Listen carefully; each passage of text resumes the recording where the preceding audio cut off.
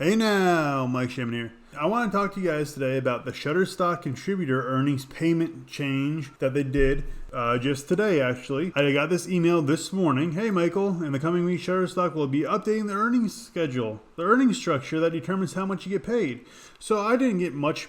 I haven't been paid much at all. Actually, I haven't officially received a payment from Shutterstock. But the reason I'm making this video is because in a previous video of mine I did a couple weeks ago, I was doing how much money can you make with Shutterstock and uploading your stock photography. Well, I have a small little portfolio here of images I've taken while I've been out on traveling excursions, and I want to push those to Shutterstock and maybe make a couple more dollars here or there. Okay, now this was just something that I was doing on the side, and then since I started to redo my YouTube channel and bring up my YouTube channel about helping others succeed online and helping others make money online, and I have these images, I want to provide my journey to the community and how I'm doing with the Shutterstock and stock photography. So you can just see some of my images here. I actually already started on my journey. So what I did was I was going to upload 50 images per month for the next 90 days, so 150 images. And then I was thinking about it just a couple days ago, and I said, hey, you know what? Maybe I should just upload 200 images at one time and then see what the results are from that. And that's what I was going to do, and I was actually going to do it the next couple days. Well, I think this has actually changed things now. All right, if we look at their payment schedule and go back here to my email, I'll see what it is. Now they have this posted online. I just couldn't find the web address where it was. But starting June 1st, here's how their license goes. So you get 100 images. All right, and it's 15% pay rate for those 100 images. So you sell 100 images, 50% pay rate. So for example, I think the pay rate right now is like 25 cents an image. I think it equals out. I'm not sure how it equals out or how they do it because they have a monthly subscription here. So the monthly subscription plan is $49 a month. So you get 10 images. Okay, so you get 10 images. All right, so it's $4.90 per image. Okay, 49 divided by 10. $4.90 an image. So are you getting 15% of that? So if you do times 15% equals, well, that's 74 cents. Okay, so you're getting 74 cents a picture, and then it equals out to $74 per 100. All right, because that's more than 25 cents per image that I'm getting now. But I'm not. I really don't think you're getting 73 cents an image for the first 100. I don't think so. But who knows? Who knows? All right. So that's one thing that kind of bothers me is that I'm not sure if it's an increase or decrease because I don't really know what they're basing the 15% off of.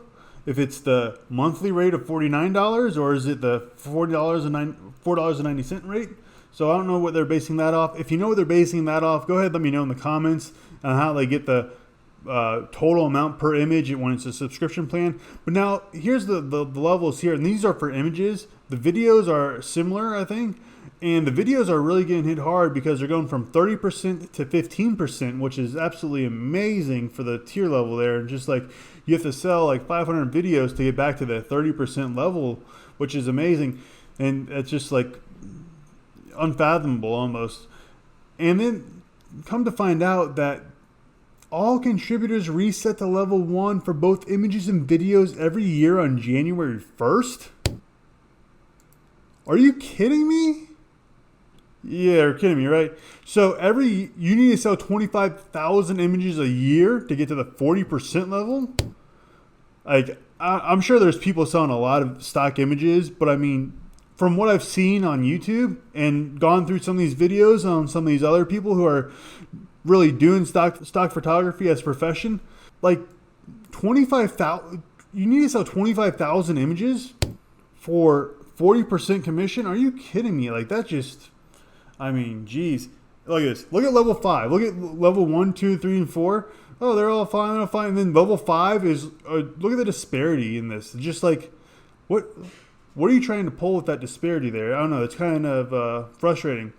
Anyways, here's what I'm doing. Instead of doing the 90 upload or the 200 uploads to Shutterstock, because I really just don't want to be, I don't know. I'm just starting out, and it is, you know, I have 56 images in my portfolio. I just reviewed, look at, I did 23 images right here. Let's go and see what they reviewed. Some of the images were, actually most of the images were declined for whatever reason. You know, as I said, I'm an amateur photographer. I don't really do it to post images on Shutterstock to make money. So let's take a look real fast at some of the images that got declined. So rejection, noise and film grain, compression artifacts. I knew some of these were going to be declined because I could tell that they were, they did have some noise in them. So I guess the way to reduce that is to shrink images down a little bit, I guess, because these were rather high quality. And I don't shoot raw. Sorry, Fro. Frono's photo. Bro, I know. I don't shoot raw because, like I said, most of the time I'm just shooting for, leisure and just to shoot.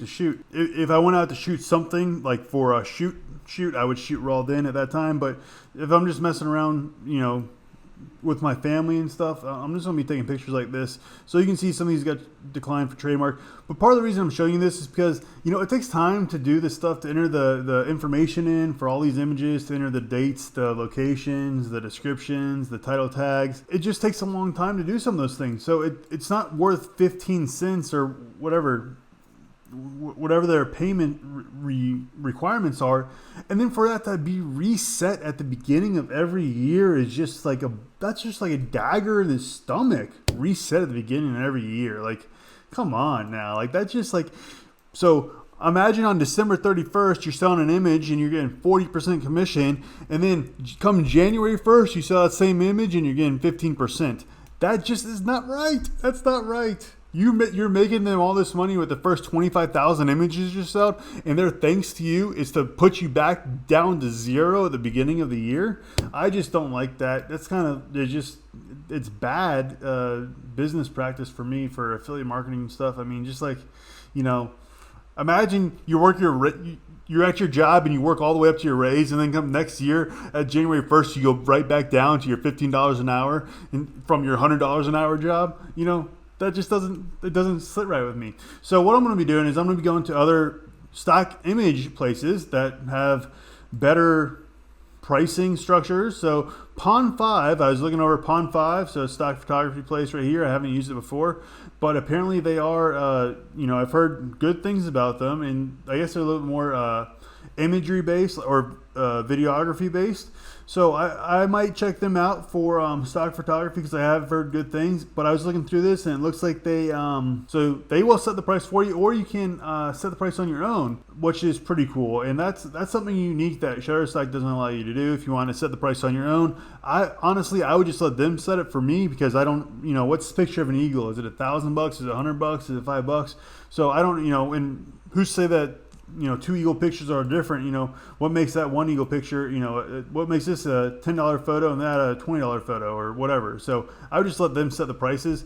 Now the other one is Adobe Stock, and I just signed up for it, and I probably will load it up. It said 33%, I believe, on images and vector graphics, and it said 35% on everything else, on videos. So that seems pretty reasonable as well.